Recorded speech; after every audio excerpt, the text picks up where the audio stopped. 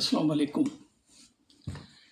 آج کی بات، دو خواتین ایک سڑک پہ جا رہی تھیں۔ سامنے ایک پھٹے پرانے کپڑوں میں ایک فقیر آ گیا۔ ایک ماں فوراً اپنے بیٹے کو کہنے لگی، اگر تم پڑھائی نہیں کرو گے تو تم اس جیسا ہو جاؤ گے۔ دوسری خاتون نے اپنے بیٹے کو کہا، بیٹے اگر آپ پڑھ لکھ کر بڑے آدمی بن گئے تو تم اس جیسے بے حال لوگوں کی زندگی میں بہتری لا سکو گے۔ اب دیکھیے دونوں ماؤں کہ کس طرح سے اپنے بچوں کی تربیت کا سوچا ہوا ہے، مگر دونوں کی تعلیم میں بہت فرق ہے۔ ایک نے اپنے بچے کو خوف اور ڈر کا سبق دیا ہے اور ابھی سے ہی منفی جذبات بیٹے کے ذہن میں ڈال دیے ہیں۔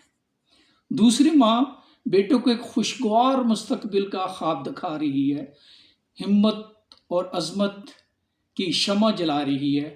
بس یہ ہم سب ماں باپ، اساتذہ، علماء کا فرض بنتا ہے کہ ہم اپنی تعلیم اور تربیت میں بچوں کی مثبت انداز اور اچھے نظریات سے کریں۔ یہ بہت اہم نکتہ ہے۔ آج میں آپ سے جو بات کر رہا ہوں وہ میں نے کچھ دن پہلے ہی کسی دوست سے لی تھی۔ اس نے انفیکٹ مجھے مشورہ دیا تھا کہ میں اس کے اوپر ایک ویلاگ کروں۔ انگلش میں آپ نے بہت مشہور کہاوت سنی ہوگی، what goes around comes around, یعنی آپ زندگی میں جو کرتے ہیں ایسا ہی آپ کے ساتھ بھی ہوتا ہے۔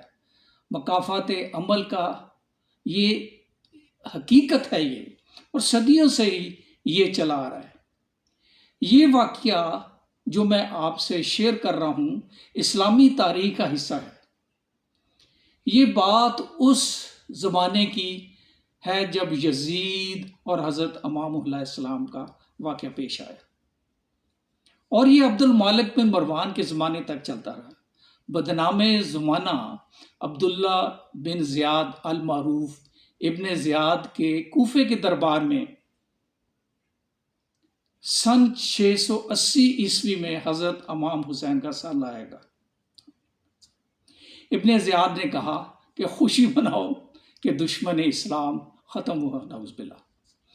پھر کچھ 6 سال بعد اسی ابن زیاد کا کٹا ہوا سر مختار سقفی جو اس وقت کوفہ کا گورنر تھا، اس کے دربار میں لایا گیا۔ مختار سقفی نے کہا، دیکھو دشمن اسلام مارا گیا اور خوشی مناؤ۔ پھر 1 سال کے اندر دوسرے فتنے کے نتیجے میں اسی مختار سقفی کا کٹا ہوا سر اسی کوفے کے دربار میں پیش کیا گیا۔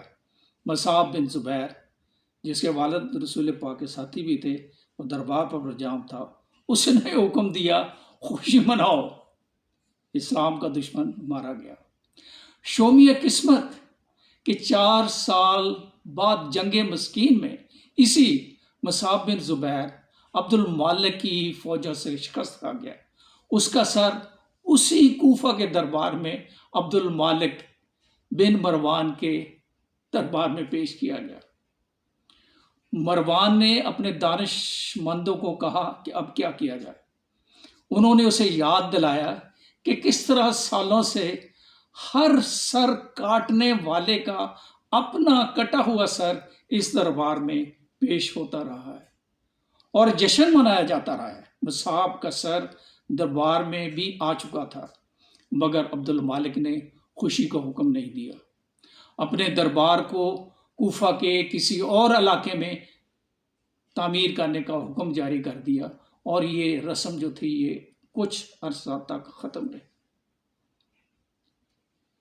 یہ تو آسمانوں کی، ہم مسلمانوں کی اپنی خونی حقیقتیں ہیں، جہاں اقتدار کی خاطر مسلمان حکمرانوں نے ایک دوسرے کے سر کاٹے۔ مکافات عمل دستک نہیں دیتی اور نہ ہی اسے کسی در کے کھلنے کا انتظار رہتا ہے۔ جو تم آج کرو گے کل وہی تمہارے ساتھ ہوگا۔ ہمارے وطن میں بھی آزادی کے دن سے لے کر آج تک یہی کھیل کھیلا جاتا رہا ہے۔ ہر حکومت کے جانے کے بعد جشن، ہر حکومت کے آنے پر جشن. ہم مکافات اول سے بالکل بے خبر ایک جیسے ہی احمقانہ حرکات کرتے رہتے ہیں. ہم بالکل تاریخ سے نہیں سیکھتے.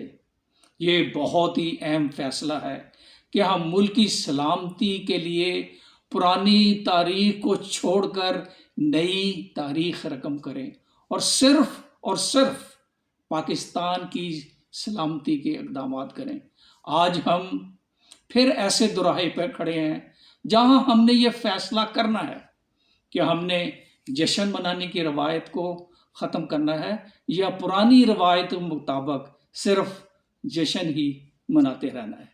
اب وقت شاید آ گیا ہے کہ ہم عبد المالک بن مروان کی طرح اپنا قبلہ بدلیں اور درست سمت کی طرف رخ کریں. یہی میرا آج کا پیغام ہے. اگر آپ کو یہ ویلاگ پسند آیا ہو تو اسے لائک کریں، اپنے کمنٹ ضرور دیں. اگر اس چینل کو ابھی تک سبسکرائب نہیں کیا تو اسے ضرور سبسکرائب کریں اور اس کے ساتھ بیل آئیکن کو ضرور پریس کریں تاکہ پرانے اور آنے والے ہر ویلاگ کی آپ کو خبر ہوتی رہے. بہت شکریہ. Thank you very much.